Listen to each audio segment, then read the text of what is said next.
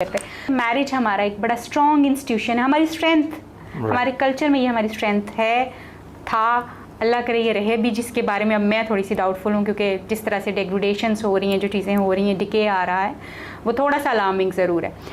तो आपकी बुक में बड़ी खूबसूरती से इस टॉपिक को टच किया गया है, मानवी चीज़ों को, and then you are just bringing them to the real life, जो एक्चुअली हकीकतें हैं वो किस तरह से चैलेंजिंग होती हैं बंदे के लिए। सो उसके बारे में थोड़ा सा बताइए कि what it is for you and how you want to teach us कि अच्छा किस तरह से हमें इसको देखना चाहिए। देखिए, मैरिजल इंस्टीट्यूशन में इश्यूज़ आ रहे हैं, पहले से ज़्यादा आ रहे हैं, और जिन इश्यूज़ को हम पिछले 20-30 साल से एड्रेस करते आ रहे हैं, ग्राउंड रियलिटीज़ उससे थोड़ी बहुत मे बी डिफरेंट हैं।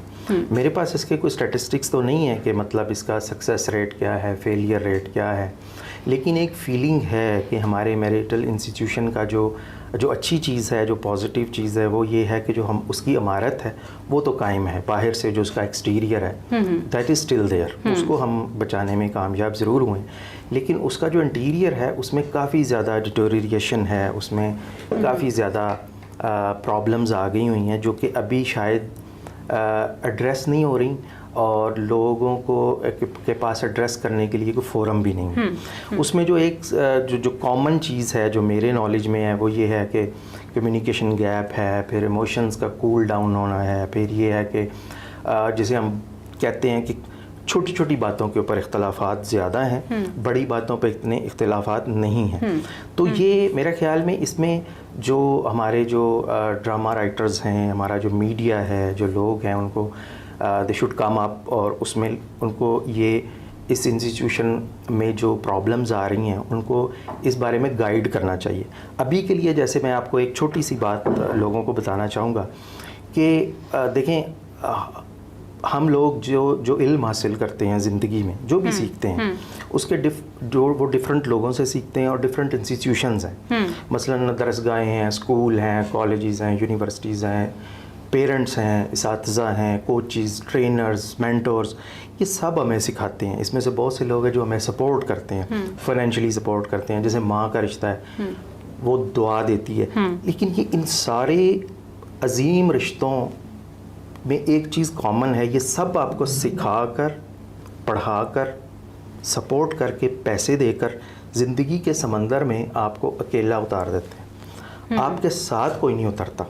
जो आपके साथ उतरता है वो आपका पार्टनर होता है, जिसे आप लाइफ पार्टनर कहते हैं, जिसे आप जीवन साथी कहते हैं।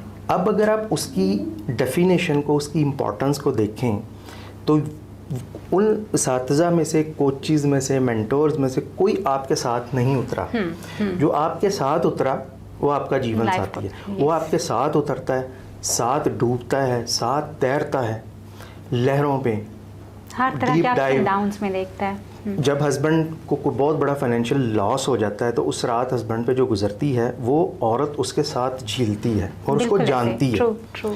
इसी तरह जब बच्चे का जन्म होता है तो जो शख्स उस वक्त ऑपरेशन थिएटर में सबसे ज़्यादा परेशान बाहर खड़ा होता है, पैसे अरेंज कर रहा होता है, डॉक्टर से कोऑर्डिनेट कर रहा होता है, वो हस्बैंड होता है। बिल्कुल ऐसे, राइट, ट्रू। तो लोगों को इस डेफिनेशन से ये बात समझ लेनी चाहिए हम सब को कि ये जो मियाँ बीवी का रिश्ता है ये सीखने सिखलाने का रिश्ता ही नहीं है। ये इम्प्रेस करने और इम्प्रेस होने का रिश्ता नहीं है। इंटरेस्टिंग। नंबर इम्प्रेस करने और होने का नहीं। नंबर 3, ये फिजिकल रिश्ता भी नहीं है, फिजिकल अट्रैक्शन का। फॉर एग्जाम्पल फिजिकल अट्रैक्शन नहीं, सिर्फ फिजिकल अट्रैक्शन नहीं है। मतलब आप ये नहीं कह सकते कि यार वाइफ या हस्बैंड दोनों ये कहेंगे यार वो देखो मैंने फ़लाँ को देखा, वो फिजिकली कितना, क्या वो आपके साथ डूबता है?